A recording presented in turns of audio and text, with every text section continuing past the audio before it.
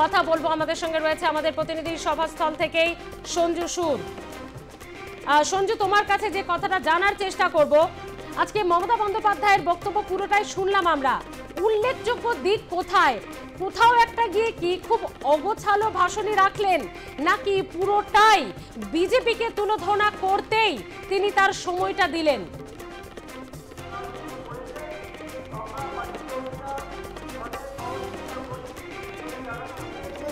মমতা বন্দ্যোপাধ্যায় যে বক্তব্য রাখেন সেই বক্তব্যটা অগোছালো হওয়ার সম্ভাবনা কম থাকে, কারণ তিনি একটা রাজনৈতিক উদ্দেশ্যকে সামনে রেখে সেই বক্তব্য রাখেন।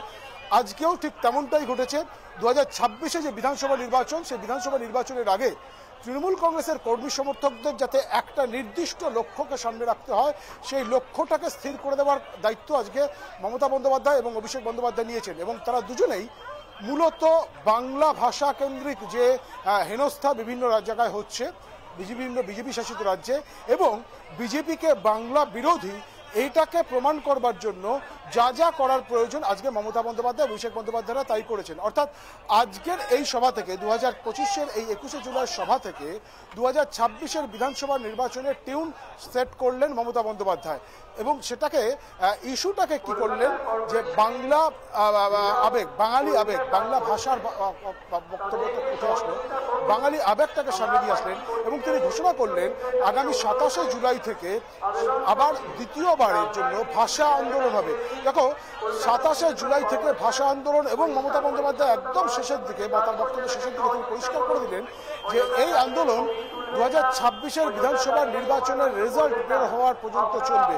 অর্থাৎ পরিষ্কার বোঝা যাচ্ছে যে আগামী যে নির্বাচন বছর ঘুরলেই আসতে চলেছে আমাদের রাজ্যে, সেই নির্বাচনে তৃণমূল কংগ্রেস তাদের সবচেয়ে বড় যে ইস্যুটাকে সামনে রাখছেন সেটা হচ্ছে কিন্তু এই বাংলাভাষী বা বাঙালিদের উপর যে আক্রমণ বিভিন্ন বিজেপি শাসিত রাজ্য হচ্ছে সেটা বিরুদ্ধাচরণ করা। অর্থাৎ বাঙালি আবেগকে সামনে রেখে 2026-এর বিধানসভা নির্বাচনে জিতে চেয়েছে তৃণমূল কংগ্রেস। আজকে দেখো, ইলেকশন কমিশনকে আক্রমণ করা, কেন্দ্রের বিজেপি সরকারকে আক্রমণ করা, কেন্দ্র সরকারকে আক্রমণ করা, মমতা বন্দ্যোপাধ্যায় এবং অভিষেক বন্দ্যোপাধ্যায়ের ভাষণে এই বিষয়গুলো এসছে। কিন্তু মূল টিউন যদি তুমি ধরতে চাও বা মূল টিউন যদি সেট করার বিষয়টা তুমি বলো, তাহলে কিন্তু অবশ্যই এই একটা বিষয়কেই সকলেই প্রাধান্য দিয়েছেন। এমনকি অন্যান্য যারা বক্তব্য রেখেছেন, সেটা বীরবাহা হাসদা হোক, অরূপ বিশ্বাস হোক বা ফিরহাদ হাকিম হোক, প্রত্যেকেই কিন্তু এই জিনিসটাকে মাথায় রেখে বক্তব্য রেখেছেন যে যেভাবে বাঙালিদের উপরে বিভিন্ন রাজ্যে এবং বিশেষ করে বিজেপি শাসিত রাজ্যে হেনস্থা করা হচ্ছে, আক্রমণ করা হচ্ছে, অত্যাচার করা হচ্ছে, তার বিরুদ্ধে লড়াই তৃণমূল কংগ্রেস করছে। যে কারণে আগামী 27শে জুলাই থেকে দ্বিতীয় ভাষা আন্দোলনের ডাক তৃণমূল সুপ্রিমো মমতা বন্দ্যোপাধ্যায় দিলেন এই মঞ্চ থেকে দাঁড়িয়ে। অভিষেক বন্দ্যোপাধ্যায় তিনি ইলেকশন কমিশনকে আক্রমণ করেছেন, ইডিকে আক্রমণ করেছেন, কিন্তু তার ভাষণেও বাংলা ভাষা কেন্দ্রিক বিষয়টিকে সামনে নিয়ে এসছেন, অর্থাৎ বাঙালি আবেগের বিষয়টিকে তিনিও সামনে নিয়ে এসছেন। মমতা বন্দ্যোপাধ্যায়ও একইভাবে বাংলা ভাষা, বাঙালিদের উপর আক্রমণ এবং তাৎপর্যপূর্ণভাবে এর আগে 2021-এর বিধানসভা নির্বাচনের আগে তুমি জানো যে অমিত শাহর একটি মিছিল ছিল। আমি এই মুহূর্তে যেখানে দাঁড়িয়ে আছি ঠিক এখান থেকে সেই মিছিল শুরু হয়েছিল, উত্তর কলকাতার যে মিছিল, সেই মিছিলে শেষ দিকে গিয়ে দেখা যায় যে বিদ্যাসাগরের একটি মূর্তি ভাঙার ঘটনা ঘটে।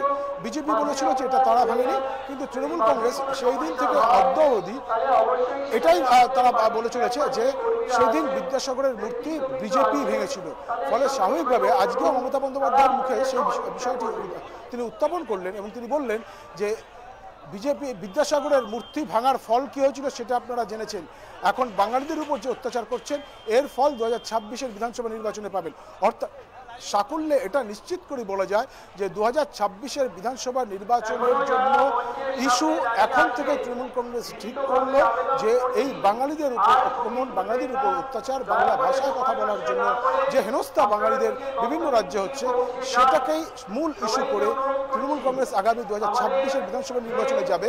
কিন্তু তার আগে এই 2026-এর বিধানসভা নির্বাচন পর্যন্ত যে সময়, সেই সময় পুরোপুরিভাবে মুখ্যমন্ত্রী তিনি জানালেন যে 27শে জুলাই থেকে প্রত্যেক শনি এবং রবিবার প্রত্যেকে তাদের নিজের নিজের এলাকায় বাংলা ভাষীদের উপর, বাঙালিদের উপর যে অত্যাচার হচ্ছে সেই অত্যাচারের বিরুদ্ধে মিটিং মিছিল করবে, ধর্ণা করবে।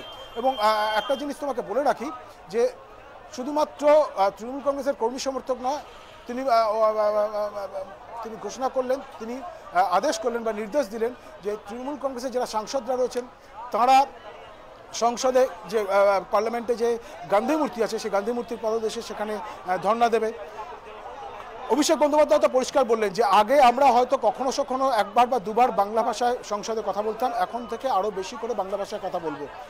মমতা বন্দ্যোপাধ্যায় তিনি যেমনভাবে সাংসদদের গান্ধী মূর্তির পাদদেশে যেটা দিল্লিতে আছে সেখানে ধর্ণা দেওয়ার কথা বললেন, ঠিক তেমনিভাবে তিনি খেলোয়াড়দের কাছে আবেদন করলেন, তিনি টলিউডের যারা এসেছিলেন তাদের কাছে আবেদন করলেন, অন্যান্য যারা জ্ঞানীগুণীরা রয়েছেন বিদ্বজ্জনেরা রয়েছেন তাদের কাছে আবেদন করলেন এবং তৃণমূল কংগ্রেসের কর্মী সমর্থকদের কাছে আবেদন করলেন যে এই বাংলা ভাষাকে কেন্দ্র করে যে হেনস্থার ঘটনার সম্মুখীন হতে হচ্ছে বাঙালিদের তার বিরুদ্ধে ধর্ণা বসা, সামাজিক আন্দোলন করা, সেই আন্দোলনগুলো করতে হবে। ফলে একেবারে নাটসেল বলা যেতে পারে যে আজকের এই 21শে জুলাইয়ের মঞ্চ থেকে একেবারে পরিষ্কারভাবে বাঙালি আবেগের শান দিয়ে 2026-এর বিধানসভা নির্বাচনে বাঙালি অস্মিতা, বাঙালি আবেগ, বাঙালি ইস্যু, এইটাকেই সামনে রেখে তৃণমূল কংগ্রেস এগোতে চাইছে। একেবারে